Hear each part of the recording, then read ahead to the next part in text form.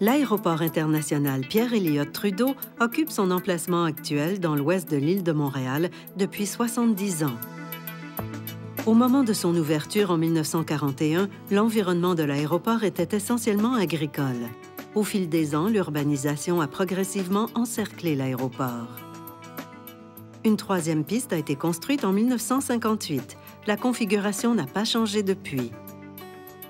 L'aérogare a été agrandi à plusieurs reprises pour faire face à la croissance du trafic. Depuis 2000, plus de 1,5 milliard de dollars ont été investis dans sa modernisation. Aujourd'hui, Montréal-Trudeau accueille quelques 13 millions de passagers annuellement. Le terrain d'aviation constitue le cœur de l'aéroport. On compte 3 pistes, dont 2 parallèles et 1 séquente. Chacune des pistes peut être utilisée dans une direction ou dans l'autre. On dit alors les pistes 24 ou 06 selon la direction empruntée. De même, 10 ou 28. Pour des raisons d'aérodynamisme, les avions doivent décoller et atterrir face au vent. À Montréal-Trudeau, les vents dominants soufflent du sud-ouest. C'est pourquoi la plupart du temps, les avions décollent et atterrissent en direction du lac Saint-Louis sur les pistes 24. La piste 28 est également utilisée pour les décollages par vent du sud-ouest. Par vent du nord-est, les avions décollent et atterrissent vers la ville. La piste 06G est privilégiée pour les atterrissages et la piste 06D pour les décollages. Les pilotes doivent appliquer des procédures d'arrivée et de départ spécifiques. Le pilote doit d'abord intercepter la trajectoire d'approche finale à une distance de 5 à 10 000 nautiques du seuil de la piste. À partir de 3 000 pieds, il doit maintenir un angle de descente de 3 degrés par rapport à l'horizontale jusqu'à l'atterrissage.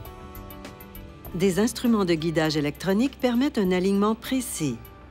Rappelons que les avions doivent atterrir et décoller face au vent. De cette façon, ils ont moins besoin de distance de roulement au sol pour se soulever ou s'immobiliser. Pour les décollages, il n'y a pas de procédure spéciale pour les avions à hélice qui, de façon générale, virent rapidement pour dégager la voie. Les jets, toutefois, doivent monter en ligne droite jusqu'à une altitude de 3 000 pieds avant de virer. L'aéroport doit demeurer ouvert 24 heures par jour, mais l'activité est grandement réduite la nuit.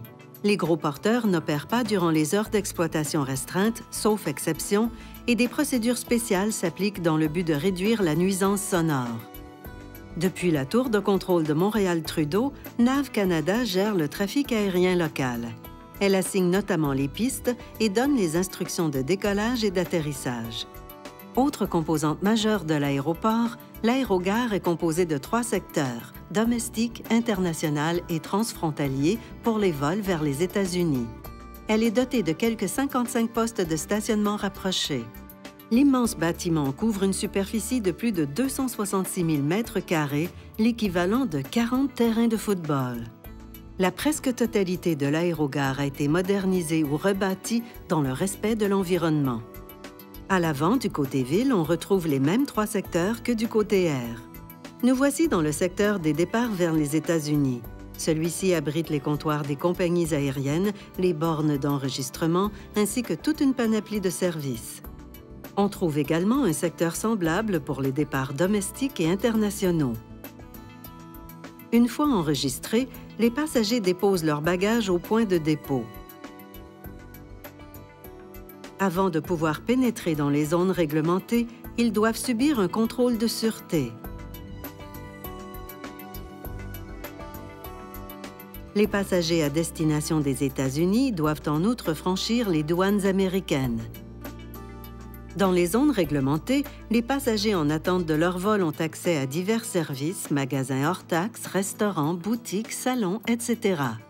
À l'intérieur des jetées, les passagers partants sont isolés des passagers arrivants. À leur sortie d'avion, les passagers arrivants doivent emprunter des corridors étanches situés en mezzanine qui convergent vers la zone des douanes canadiennes. De par ses dimensions imposantes et son design inspiré, le hall des douanes canadiennes est la pièce maîtresse de l'aéroport Montréal-Trudeau. Une fois passée la ligne d'inspection primaire, les passagers procèdent vers la salle de récupération des bagages, puis vers les douanes secondaires et enfin vers la sortie en zone publique. Le hall public des arrivées, situé juste en dessous du hall des départs, est le point de rencontre des passagers arrivants et de leurs parents et amis venus les accueillir.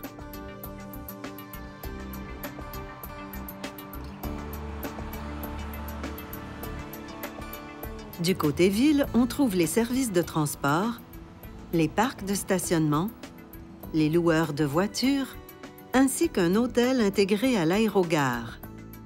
D'importants efforts sont actuellement consentis pour améliorer les accès terrestres à l'aéroport, car le temps d'accès est un important facteur de compétitivité.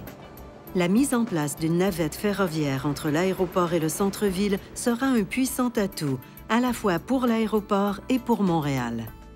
L'aéroport Trudeau fait partie de la trame montréalaise depuis 1941 et cette infrastructure essentielle demeurera au service des Montréalais pour encore plusieurs décennies à venir.